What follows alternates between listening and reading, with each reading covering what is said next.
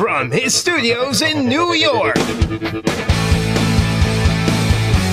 it's time for Wake Up Call with Dan Tortora, where sports meets life.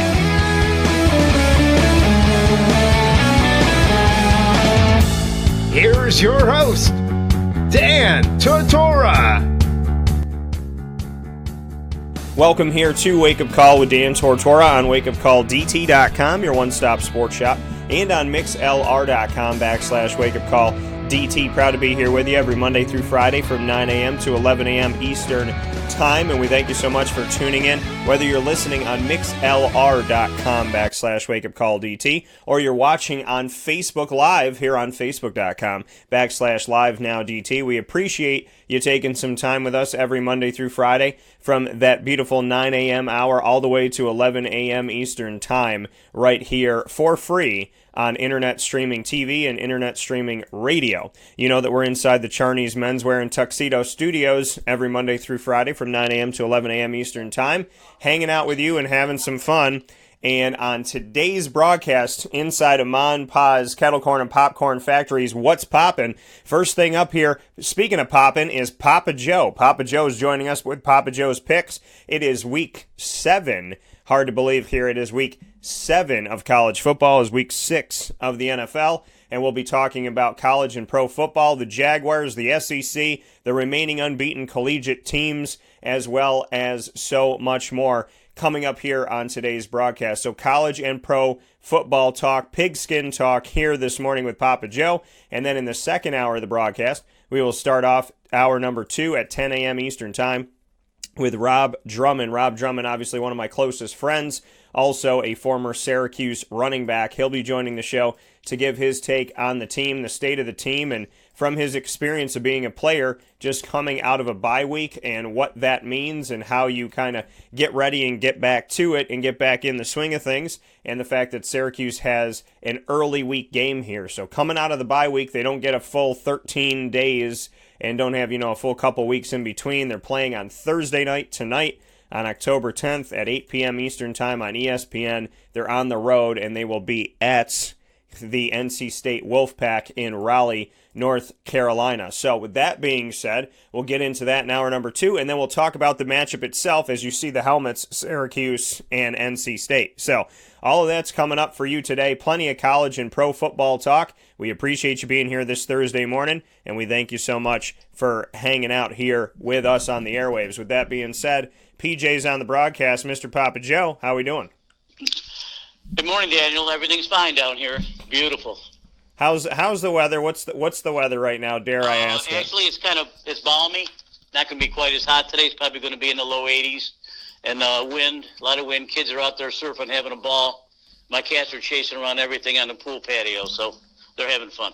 You poor thing. It's only going to be in the 80s today. I think for us it's going to be. You know what? Let me check. I want to be as accurate as possible. So our weather today. Oh, I was right. It is currently 45, and and today's high will be 65. So 45. Oh my God. So our high today will be your low tonight, so to speak. Oh, jeez. Yeah. So I gotta run my way down to Florida, which I'll be doing very soon here. That's right. So we're here with Papa Joe this morning, and every Thursday morning for the first hour of the broadcast, talking about the pigskin. You said you got a lot of thoughts on the Jacksonville Jaguars, so I think it's only fair for us to start on those Jags. What's your take on Jacksonville? I know you had some things you wanted to share this morning, so what's up?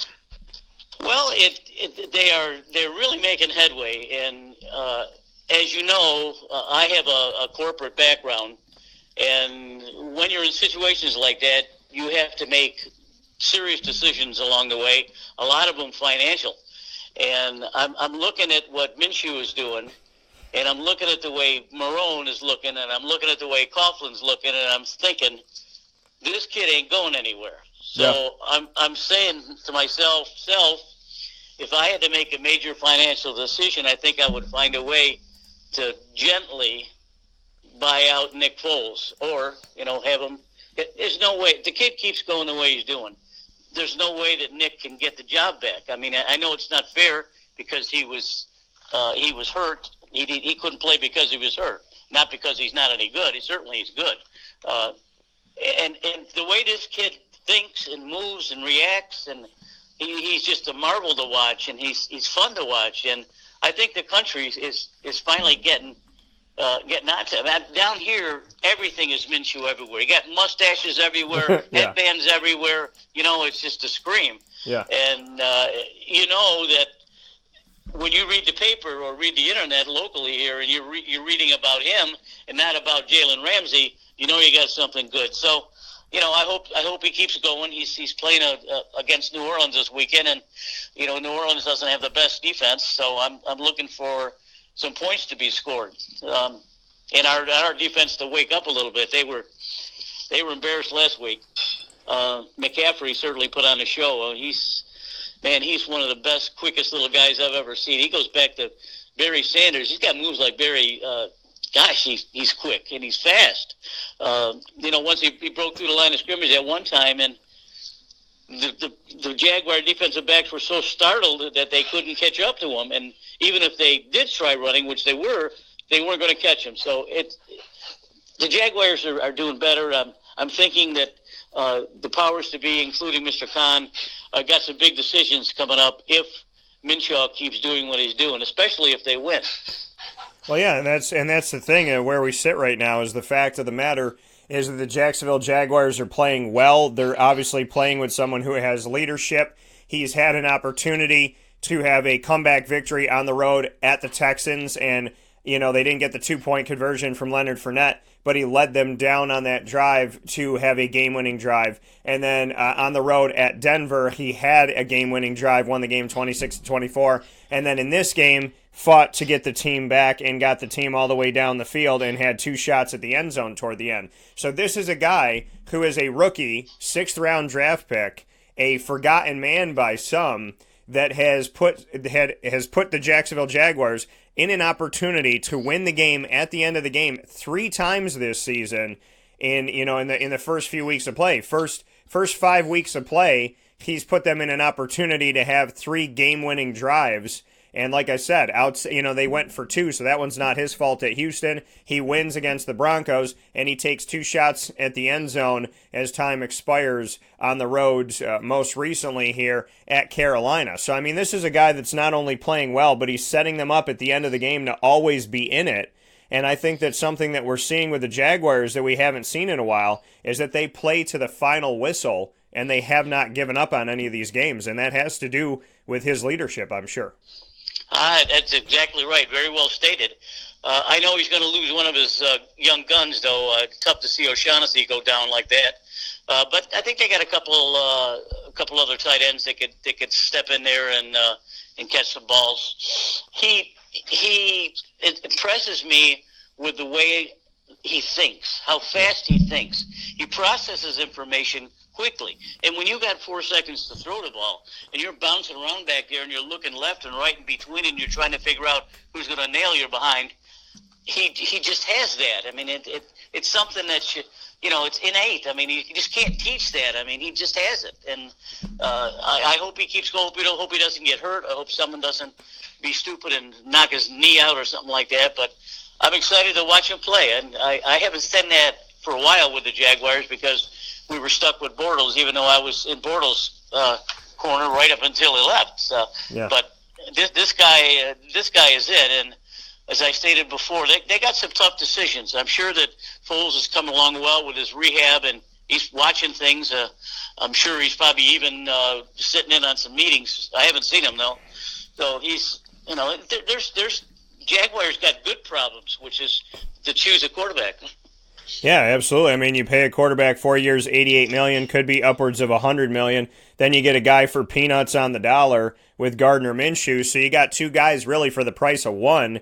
And you're in a situation right now where, Nick Foles is supposed to be your guy, but Gardner Minshew's filling in extremely well. And you bring up a good problem that they have, which is where do they go from here? Do they even consider keeping Nick Foles on the roster, and how do you handle that? Because he costs so much money, and you have a guy that's doing his job, you have a guy that's carrying his weight and getting it done. So, do you even think about this? Do you even consider this opportunity, or do you just let him go? I mean, I know you talked about the fact that they got to find a way to amicably, move him forward, but do you consider keeping him? Do you find a way to keep Nick Foles? I mean, how do you handle a situation where you've paid this guy so much money, you've already dedicated so much to him, but the reality of it all is you're in a situation right now where your quarterback that you have under center is a guy that you can't afford to lose on the field and you can't afford to lose in public relations. Well, that's true. It borders on a financial decision. If I'm not mistaken, I think that Foles is guaranteed $50 million. So now you're down to not an emotional decision, but a financial decision. Yeah. Do you let him go and eat the $50 million, or you keep him on the roster and maybe if the kid gets hurt or something, he steps in.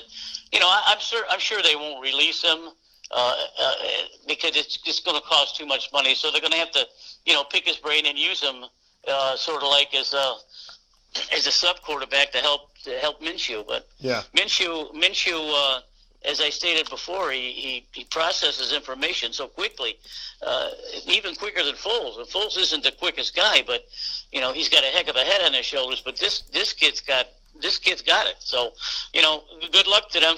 Yeah. It's a great problem to have. But let's see what he does against New Orleans this weekend, and we'll go from there. I think the Jaguars defense should be able to handle Teddy Bridgewater of New Orleans. I think they should be able to handle him okay, and I think they win the game this weekend. I think they win it rather easily too. Well, and you'd like to think that they can handle it, but Alvin Kamara's on the other end of this thing, and they've already given up so much to Christian McCaffrey, but Christian McCaffrey, with all due respect, is one of the best in the game right now. Nick Foles' contract, a 4-year deal, $88 million, with the $50 million, as Papa Joe said here this morning in Papa Joe's Picks on Wake Up Call with Dan Tortora from inside the Charney's Menswear and Tuxedo Studios. It is, in fact, $50 million guaranteed. It can reach up to $102 million with incentives. So that's what we're sitting on right now is, out of the 102, you really just cut it in half and say, okay, what do you do with the $50 million? He obviously got something off the jump, and now it's, what do you do with the rest of the money that's left on there? And so you're really looking to take the $50 million that's guaranteed and figure out how to ship that. You're not trying to ship $102 million. You're trying to ship $50 million or whatever's left of the $50 million from what he's already received. So, that's something to look at that maybe makes the pill a little bit easier to swallow. The tough thing is the fact that, he didn't even get 5 seconds as the quarterback of the Jaguars, and he got replaced. And I think the thing that it shows you is how quickly you can be replaced in this job and just how tough it is and how much, we talk about how much money these players make and, money hand over fist, but at the same time, they are in one of the most high-octane, ruthless jobs in the world because you're gone for 5 seconds and you might not get your job back for the rest of your career. That's true, and look at Carolina's facing that same situation. I've never been a Cam Newton fan because I didn't like the way what he was doing when he was at the University of Florida for a while before they threw him out. Yeah. And this Allen kid, he's got the same temperament that Minshew does. He's unflappable. He's making the plays. He's scoring. Of course, he's got McCaffrey out there, but still he's throwing the ball and making good reads. So, Carolina may have the same situation. So if Newton can't be 100%, you keep his behind on the bench and let the kid go. And if we look at this, and you're right, Kyle Allen is there and from Houston, and Kyle Allen is backed up by Will Grier of West Virginia, who offers some more. And the irony of it all is Cam Newton was bounced out of Florida, and so was Will Grier. So, and they're both on the same team. But if we go back and look at Gardner Minshew's stats of this season, he came in that first game, a loss to Kansas City at home. He had 2 touchdowns, 1 interception. He was 22 of 25. So 88% completion percentage. Then 69.7, 66.7, 57.6, 59.3, and he has attempted around, if not more than 30 attempts in every game except for the first game. 33 attempts, then 30, then 33, then 44 most recently. He has thrown 9 touchdowns to 1 interception in 5 weeks.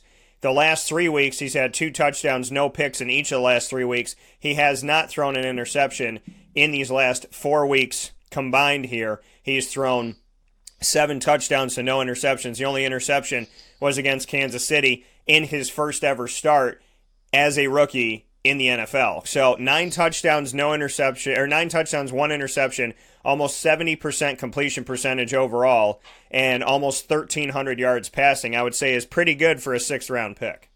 It is. But he does have one problem, and that's fumbling the ball. You can't turn it over in this league. You're going to pay if you turn it over. So I know he's back there running around. He doesn't scramble. I can't say he's scrambling, but he does move around a lot on the pocket, and sometimes he's getting hit from the side or the behind, and he's going to take better care of the ball. Just because he's only had 1 interception doesn't mean he's not turning the ball over, because he is. So he's got to work on that. I don't know how you do that, but maybe get some of that sticky stuff and put it on your fingers and keep hold of the ball, because he can't turn the ball over. No, I mean, I think you got to just get some molasses. That's not banned by the NFL, right? That's not a banned substance. So Gardner Minshew and the Jacksonville Jaguars getting it done and having some fun. On the other side of it, speaking here with Papa Joe this morning, is the fact that as well as the Jaguars have been looking under Gardner Minshew and as many close games as they've been in, I mean, we go back and we look at their losses this season, and outside of the game that they gave up at home to the Chiefs, like I said, they lost 13-12 when they elected to go for 2 at the end of the game. Then they have 2 wins, and then they lost to the Panthers by a touchdown at the end of regulation, 34-27. So they played in every single game except for their game against the Chiefs. This week, they have the New Orleans Saints and Teddy Bridgewater. Bridge is in good shape. Bridge has been winning games for this team. He's been handling himself with the absence of Drew Brees. The team is on a 3-game winning streak with Teddy Bridgewater, who's been completing passes left and right.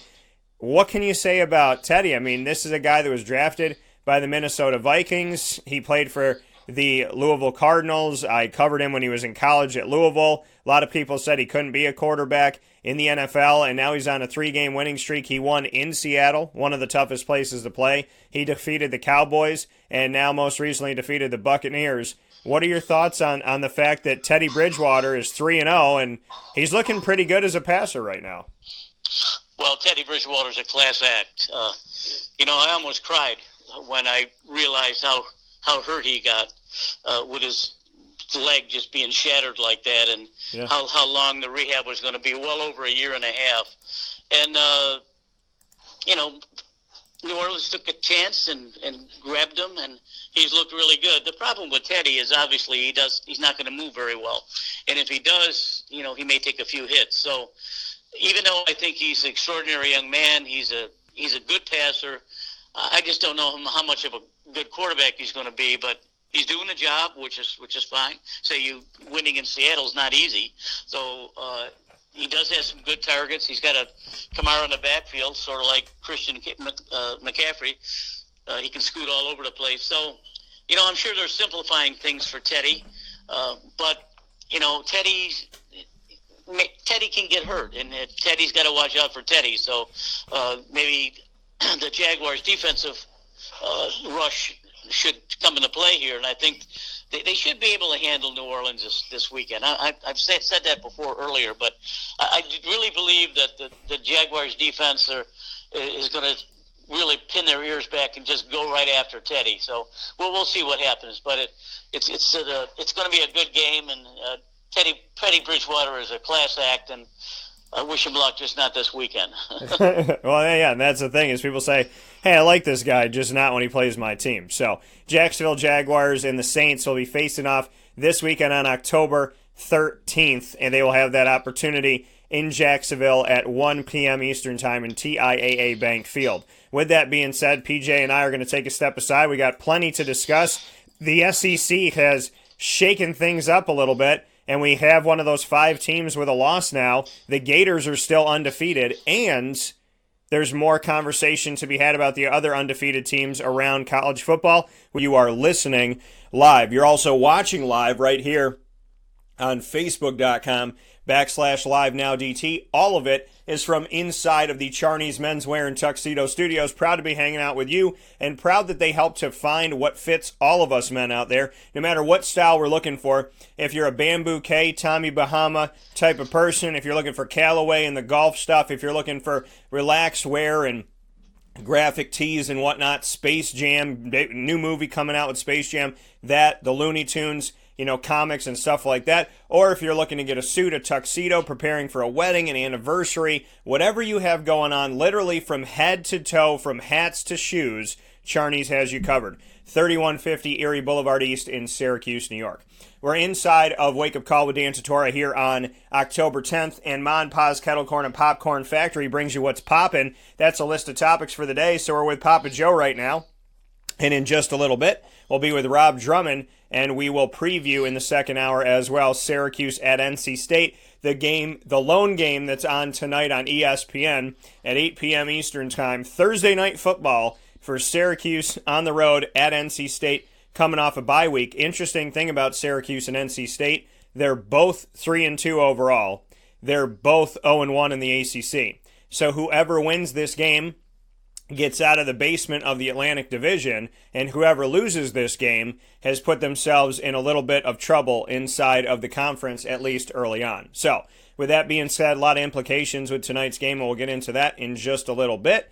But it's time to speak with Papa Joe about his Gators. They're still undefeated. There's a lot of undefeated teams that are out there in college football, but it's time to talk about those Gators. Emory Jones, Felipe Franks, who's obviously injured, Kyle Trask, so many guys on this team. Everybody knows what they're, it seems like no matter what string of quarterback you got, you're stringing together some wins right now. What can you say about the way things have been rocking in that beautiful place called Gainesville? Oh, boy, things are really rocking. Northeast Florida is very excited. And I do have to admit, I did not see them winning the game against Auburn, and that's my bad. I shouldn't have done that. But I felt in my heart that Auburn was just a better offensive and defensive team, and I was wrong. This week, I'm not going to be wrong because LSU is a better team, and I'm going to pick LSU. But I'm not going to worry about that now. Trask got hurt. Emory Jones came in, whipped the ball around a few places, ran a few times.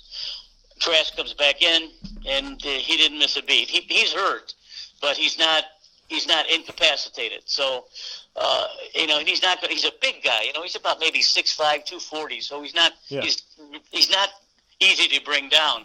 So he's sort of like Roethlisberger standing in a pocket there, and everyone beating themselves up trying to get him. He's got a great arm. He's another one that processes information well too, and he's a fifth-year senior. He's already graduated from college, and other programs wanted him to come to here and there with his transfer everywhere. He says no. He says I'm staying in Florida because I want to get educated in Florida. I want to stay in Florida and play football. And look where he is. He's got a shot, really. Yeah. If he stays healthy and does well, he's got a shot to be a pro. If the pros don't pick him up, they're stupid. But he's good, and he's got a great head on his shoulder. Emory Jones is for the people around the country that don't know much about him. He was a super fast athlete. He was a 4-star.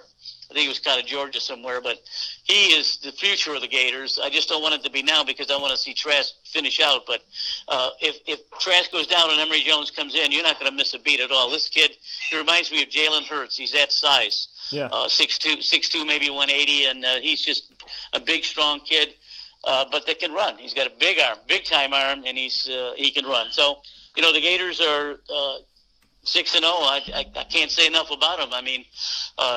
Todd Grantham came up with a super defensive plan to beat Auburn, and he's going to need a better one now to get LSU because LSU is just spraying the ball all over the field.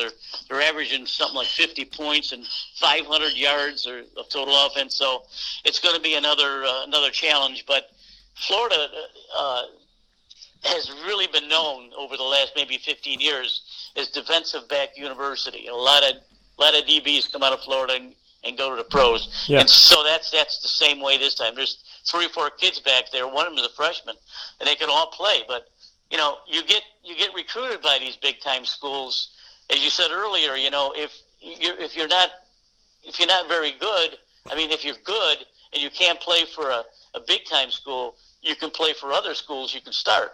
And that's the case here. Most of the colleges in the country are 100 men deep. Yeah. And they have 2 and 3 and 4, 5 strings. So, they're all athletes. I do have to admit, finally, after all these weeks, that I do have to admit that the Big Ten actually looks like they could play some football this year. And I see Penn State and Wisconsin and Ohio State, and I see that, they're winning, and they're winning with ease. And I'm beginning to think that perhaps maybe one of these teams could make the Final Four playoff. Well, and that's the thing, we look at the undefeated teams. There's a lot of good teams that are out there, a lot of good teams that are getting it done. And, we have to look at the fact of what we have, and I want to go to the Big Ten, what we have as far as each conference is undefeated. Ohio State in the East and Penn State in the East are both undefeated. Minnesota and Wisconsin are both undefeated. Minnesota is 5-0, Wisconsin's 5-0, Penn State's 5-0, and Ohio State's 6-0. And Ohio State ranked in the top 3, Penn State the top 10, Wisconsin the top 10 as well. And then inside of all this, Michigan and Iowa are still ranked in the nation's top 25, and they are each 4-1.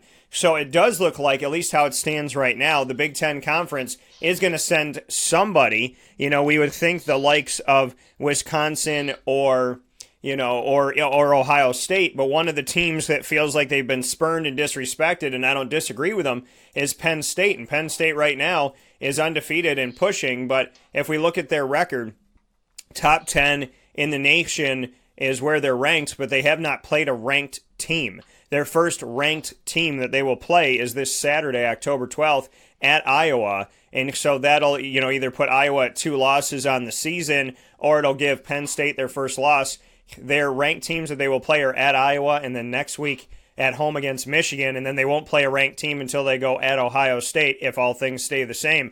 So they got some big games coming up. We know that they're going to be tested at Iowa, Michigan at home, at Michigan State. If Minnesota's still undefeated, at Minnesota. We know Indiana's got a good running back from Syracuse area and Stevie Scott at Ohio State. And then Rutgers is, a game they're supposed to bowl over. But, we're looking at a team ranked in the top 10 that's going to get tested. What do you think about Penn State right now?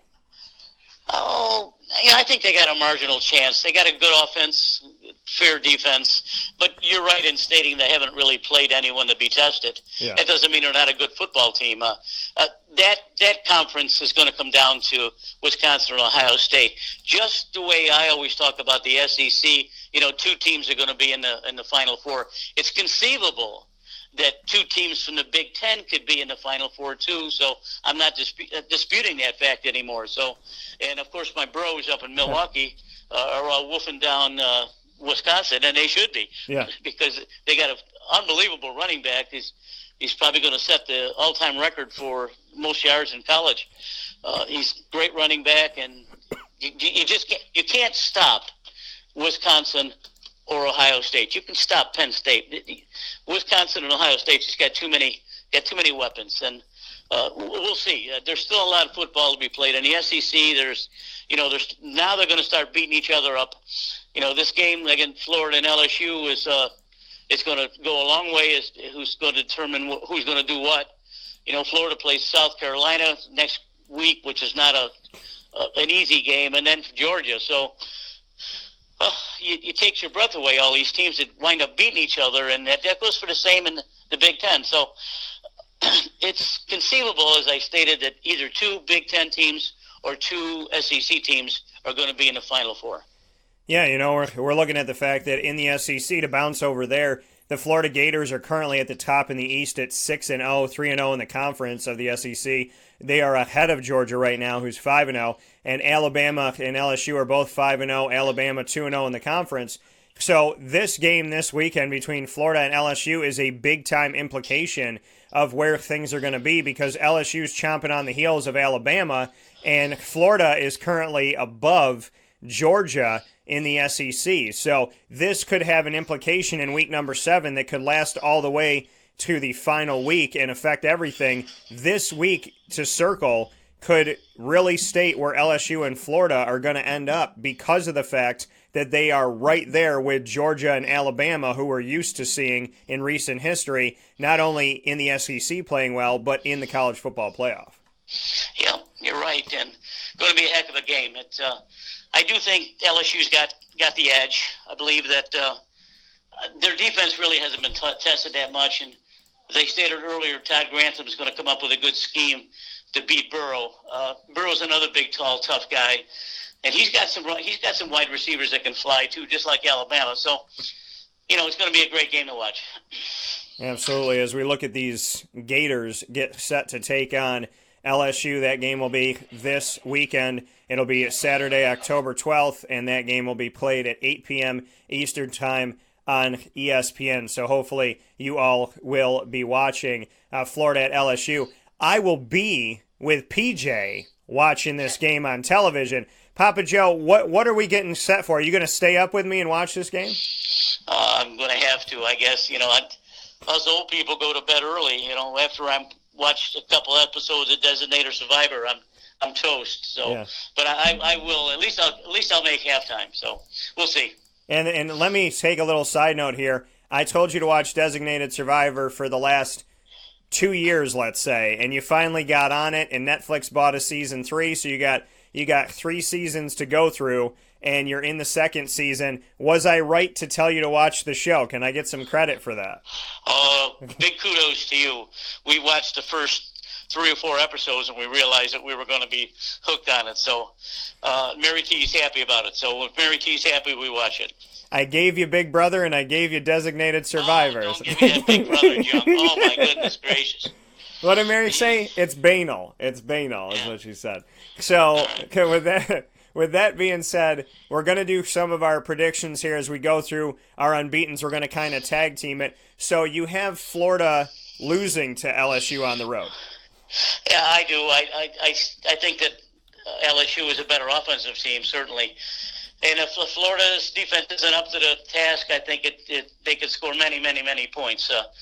I just, I hate to go against my alma mater, but it's hard. I mean, LSU, you go back a long way with Ed Ogeron. He's an old style coach. He's a 3 yards in a cloud of dust guy. He's got give me the strong defense and a tough running game. Yeah. Well, he's morphed into an offensive genius here from the guy he stole from the New Orleans Saints, and LSU's got the athletes and they're flying all over the field. So, I do think that LSU wins. Well, I went against them with the Auburn game, and I thought that, I thought that Auburn was going to have too much offense, and they obviously held them down and did some great things with it. So I'm not going to make the same mistake twice.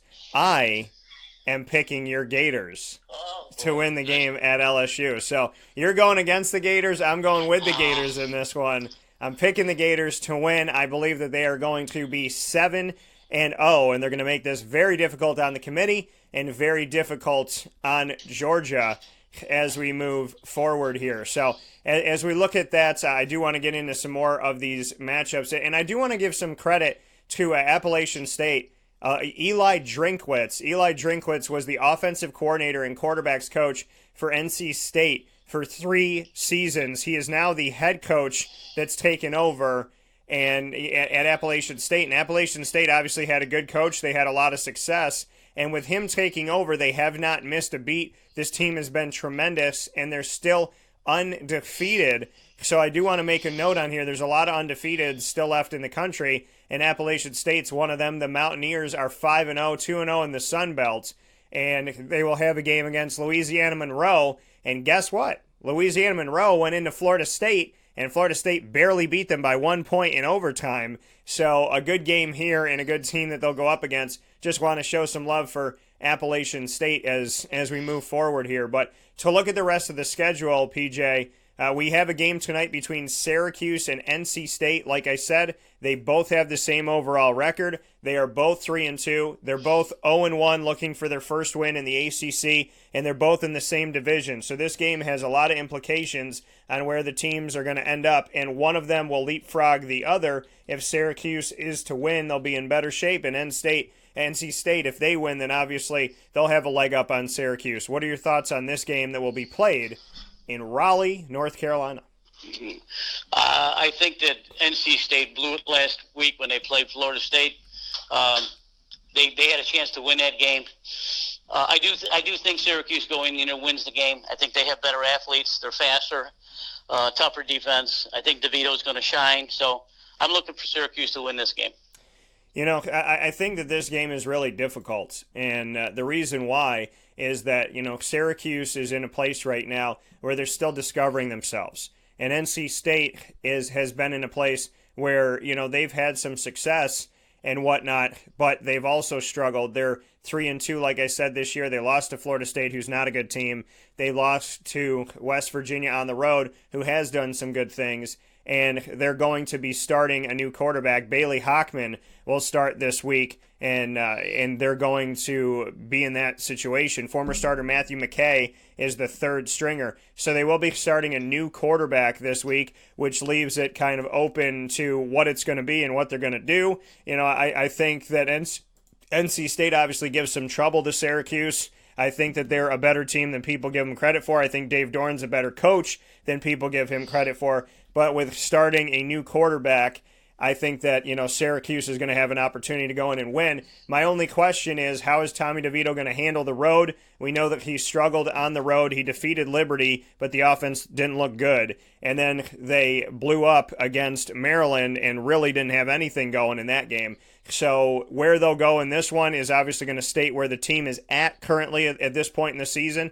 I don't think it's going to be an easy game. I do think that they're going to be tested. I do think that this may be a difficult one for them to squeak out. But with a quarterback that's making his start in Hockman, I think that I'll give the nod to Syracuse by a slight edge, but I don't think it's going to be easy. Yeah, that's good.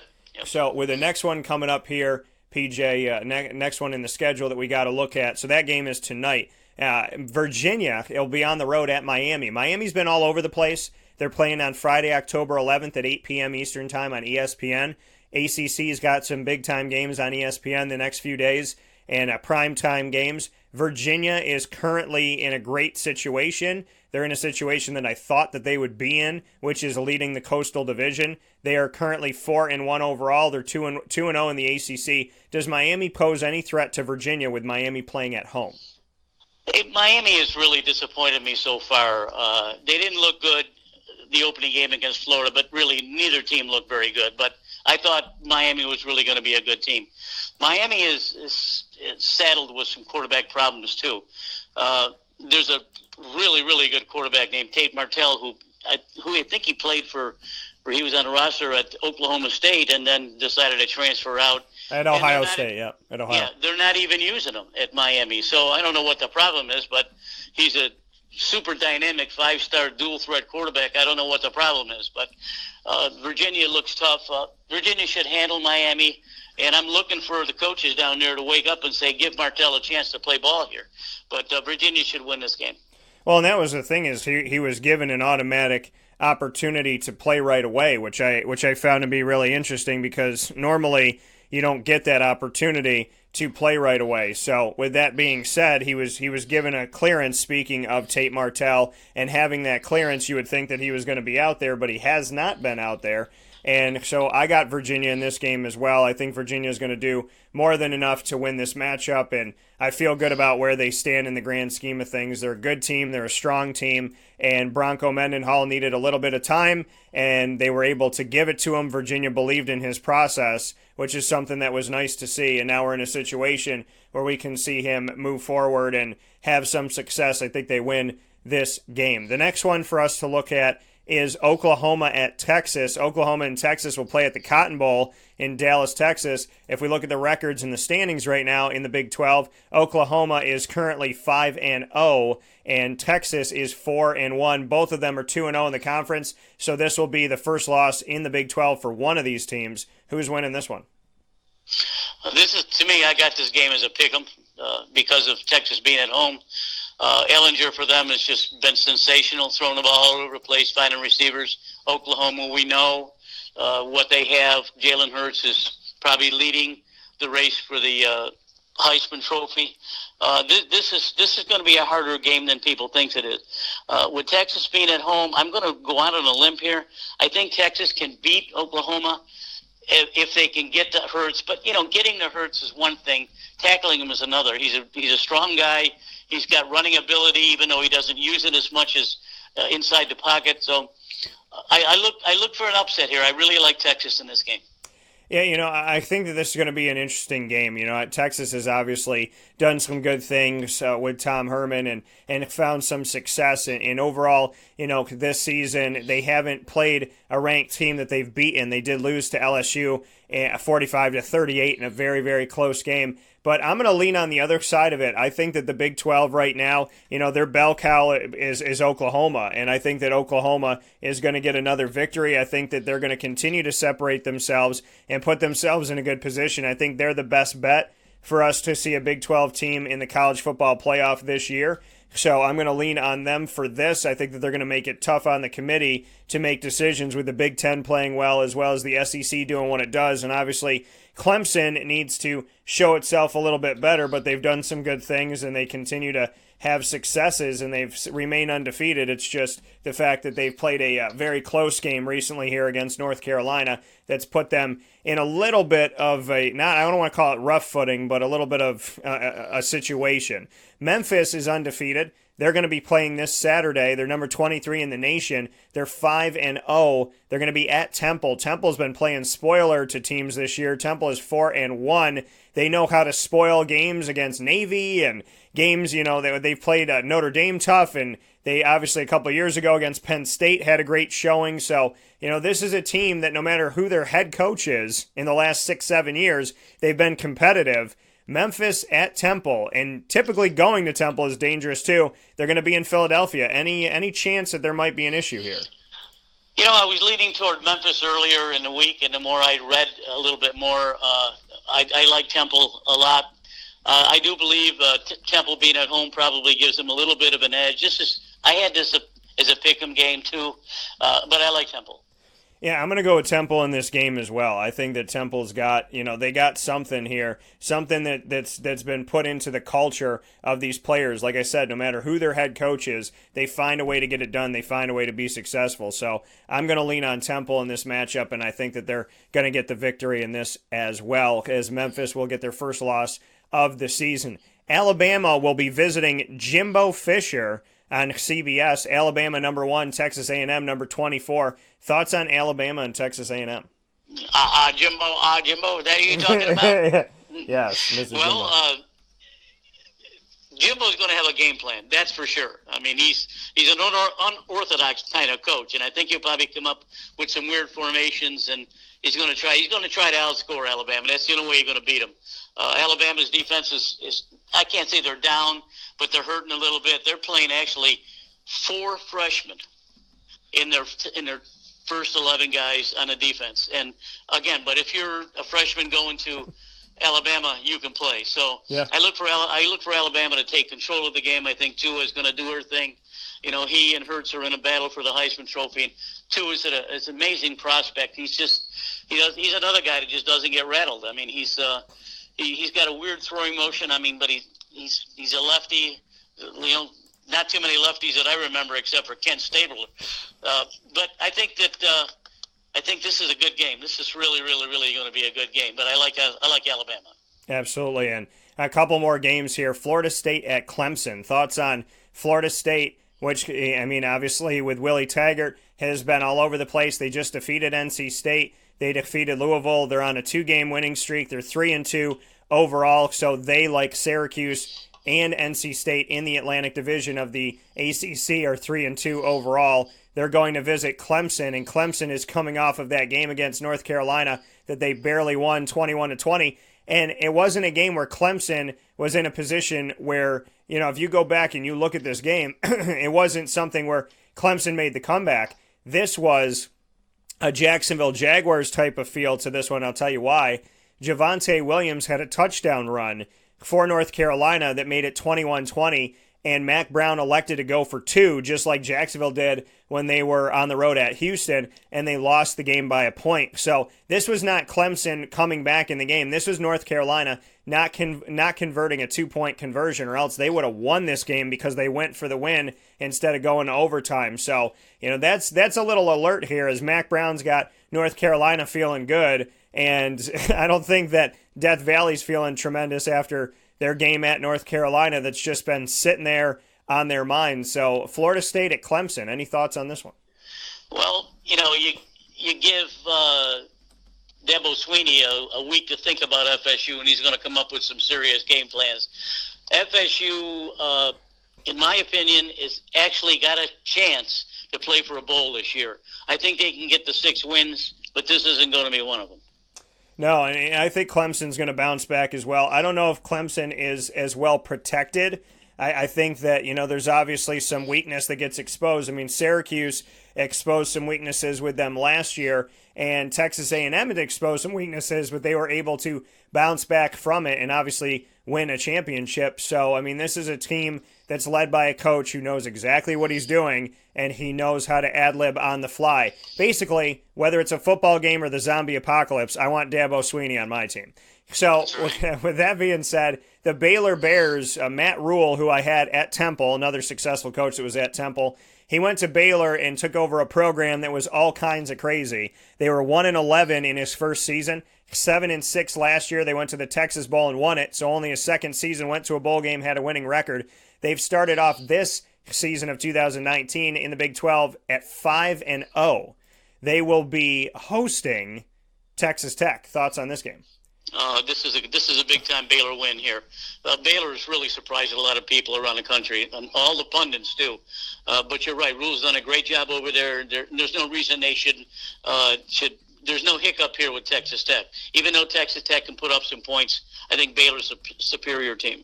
Yeah, I'm going to pick Baylor in this one as well. I got Baylor winning the game, and congrats to Matt Rule. I always felt he would be successful and always appreciated his time, and I'm happy to say that I believe he will be 6-0 at the end of this weekend. Last couple games to look at here. I'm going to pick 2 games. We already talked about Florida at LSU, so the last 2 games I want to ask you about. Penn State at Iowa. Like I said, this is the first ranked team that Penn State's played, even though Penn State's ranked in the top 10.